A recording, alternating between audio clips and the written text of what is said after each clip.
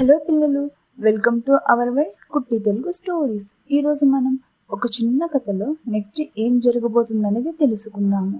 రాముని తండ్రి రాజన్న ఒక రైతు, పొలాల్లో కష్టపడి పనిచేసేవాడు. అతనికి రాముపై చాలా ఆశలు ఉన్నాయి.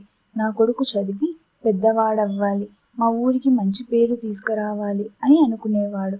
కానీ రాము మాత్రం పాఠశాలలో ఎప్పుడూ అజాగ్రత్తగా ఉండేవాడు.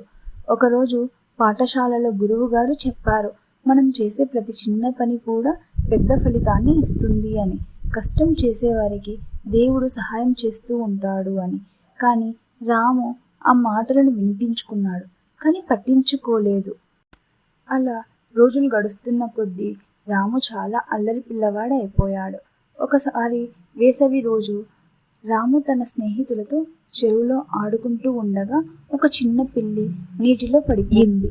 నెక్స్ట్ ఏం జరగబోతుందనేది నెక్స్ట్ పార్ట్లో చూద్దాం. మన ఛానల్లో from failure to topper Ritvik's inspiring story అనే ఒక మంచి కథ ఉంది. ఇంట్రెస్ట్ ఉంటే ఈ వీడియో కింద ట్యాగ్ చేస్తాను, వెళ్ళి చూసేయండి. వీడియో నచ్చితే లైక్, షేర్ అండ్ సబ్స్క్రైబ్ చేసుకోవడం మర్చిపోకండి.